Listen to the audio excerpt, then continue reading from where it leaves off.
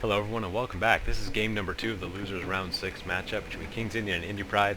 This time it is KingsIndian's choice map, and he chose Caldera. Very interesting map of some great crabbing possibilities with the trees on the side. And also the hills just throughout this map make it very interesting. And you sort of have to hug the level ground to try and not get a terrain disadvantage. But the armies here are also very interesting.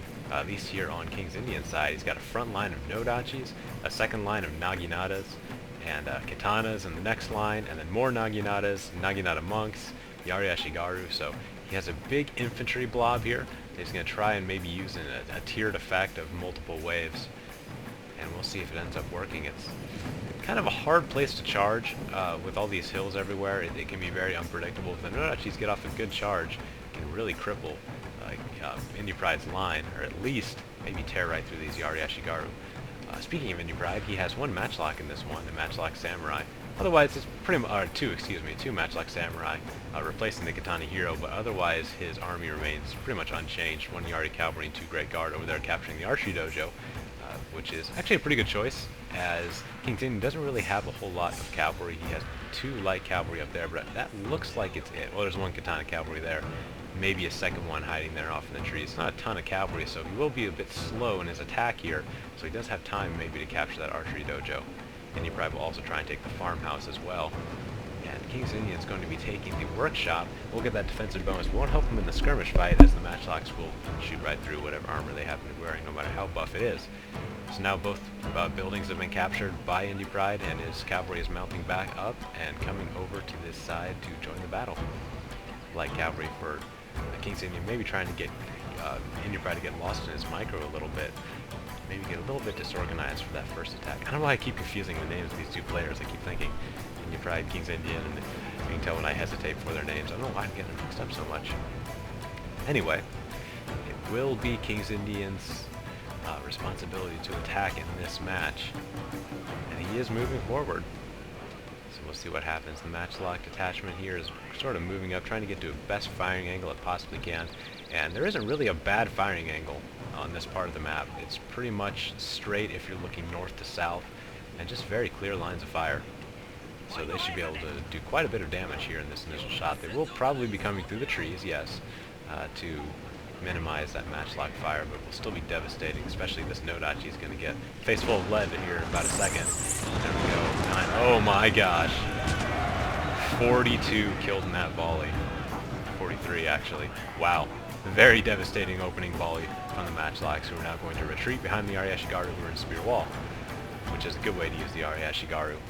Even with this katana, I don't really like the Yari Ashigaru in front, because it does tend to ruin your charge, but if you're having it in conjunction with matchlock samurai, it can be a great strategy. Just to have them hold out long enough for the matchlocks to retreat, and then have the katanas follow up once the Yari Ashigaru are gone. So Nodachi's not getting off a great charge there, only down 15 men on that Yari Ashigaru. This one's down 15 as well, so Nodachi's did not get a very good charge off. That will be probably pretty important.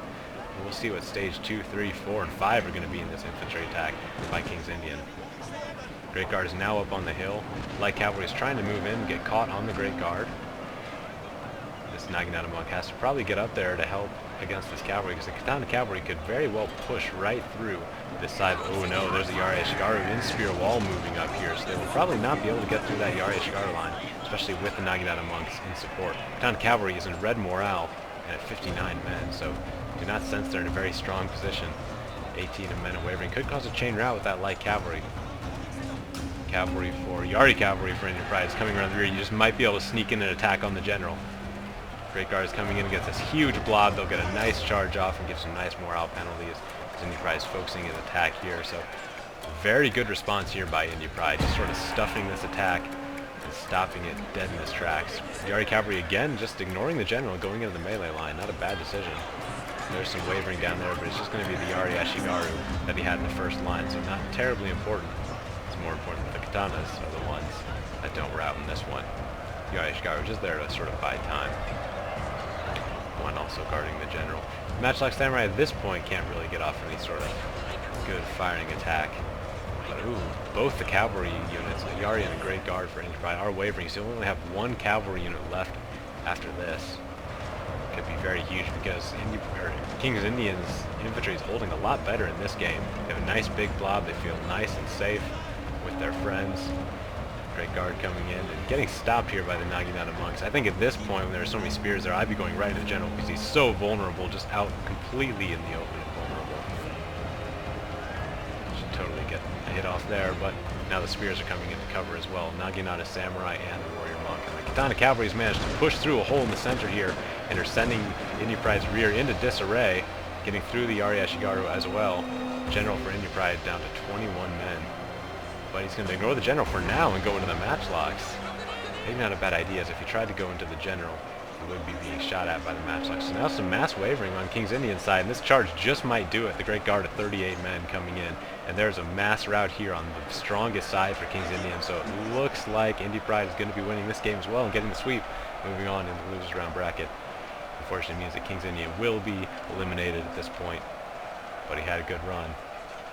Anybody at this point in the tournament had to have had a good run. Have to win a lot of games to be at this point. No shame in going out this late in the tournament. Matchlock's getting some shots through the holes in the line, the many holes in the line that IndyPride now has after taking so many casualties from that. Again, a very intense infantry battle. Always very exciting to watch. You just never know who's going to get the upper hand. It can come down to one action changing the battle. Maybe it was that cavalry charge that did it.